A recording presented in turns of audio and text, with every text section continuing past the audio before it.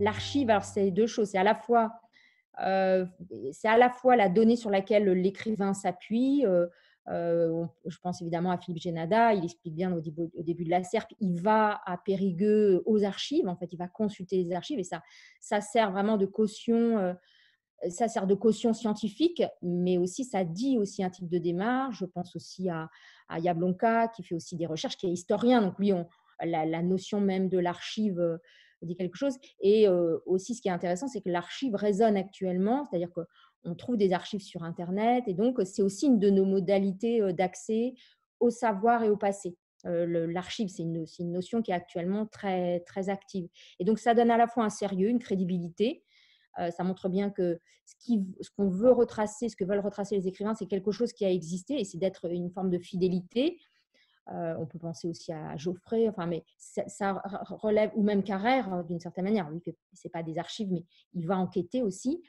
Et en même temps, moi, je pense que c'est aussi c'est une façon de se donner une grande liberté, parce que du coup, c'est une sorte de pacte de confiance avec le lecteur qu'ils peuvent emmener où ils veulent. Et c'est aussi sûrement une façon de me dire, moi je sais, et donc vous allez savoir, ce qui est aussi le pacte de lecture. Hein. On lit aussi ces récits parce qu'on a envie de savoir.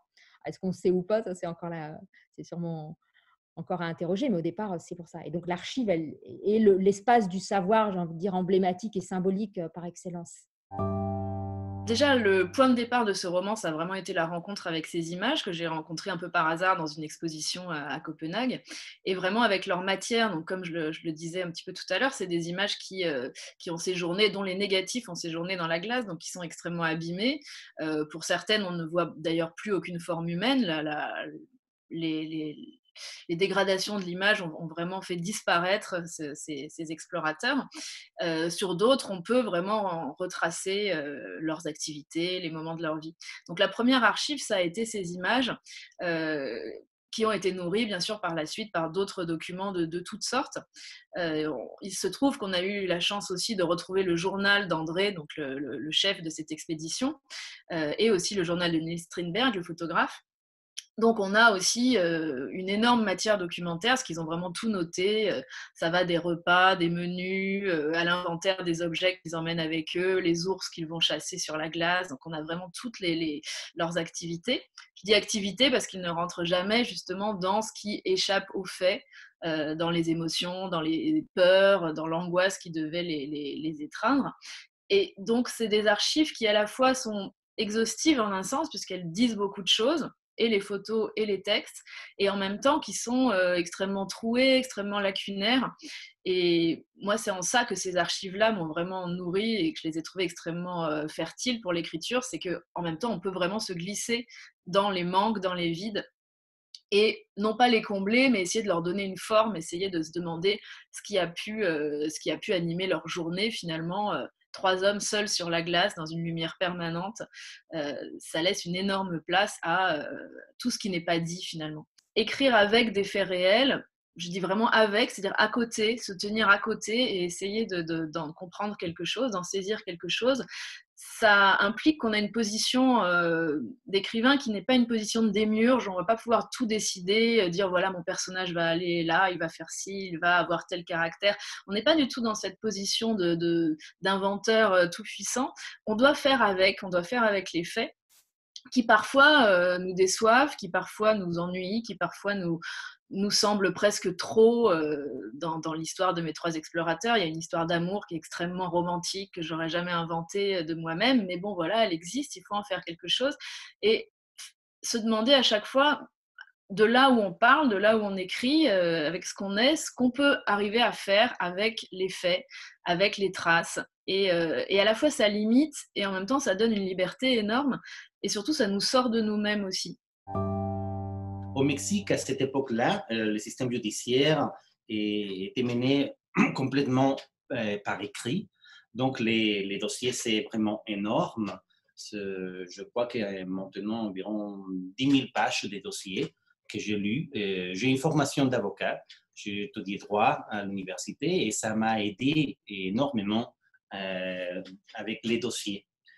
Quand j'ai commencé les projets, la première chose que je fais, c'est trouver les dossiers grâce à la famille d'Israël Vallarta qui m'a donné une copie complète du dossier, je puis mener cette enquête avec les dossiers.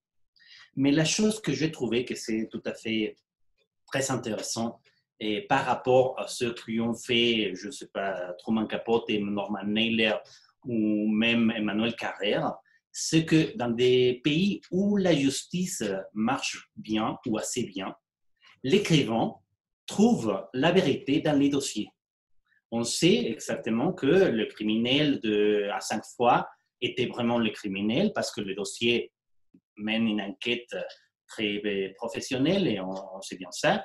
Avec l'adversaire de Emmanuel Carrère, on sait bien que Roman était un assassin et on n'a pas de doute. Mais ici, j'ai trouvé de faire la même chose, comme si j'étais une espèce de policier ou d'officier de justice. J'ai lu les dossiers avec cette idée de trouver la vérité dans les dossiers. Mais au Mexique, les dossiers est plein de mensonges. Les dossiers ont des contradictions, des irrégularités énormes. Donc, les dossiers ne m'aidaient pas à trouver la vérité.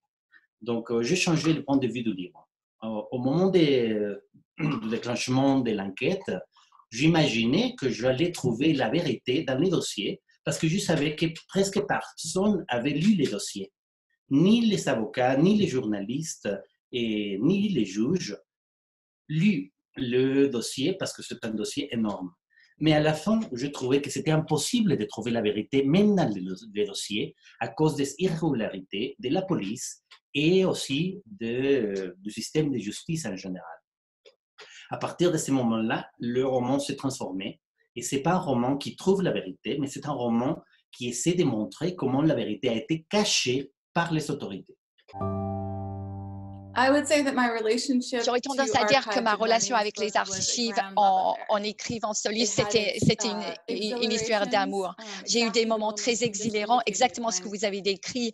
Vraiment, j'ai eu des frissons lorsque j'ai lu certaines choses. Et puis tout d'un coup, une partie de l'histoire prenait tout son sens. Ou à un autre moment, ce qui a pu m'arriver, c'est de lire quelque chose qui me faisait penser à quelque chose de mon propre passé. Il y a eu des collisions où tout d'un coup, je me suis dit, ah, vraiment, là, j'ai une essence, j'ai quelque chose que je vais pouvoir chercher.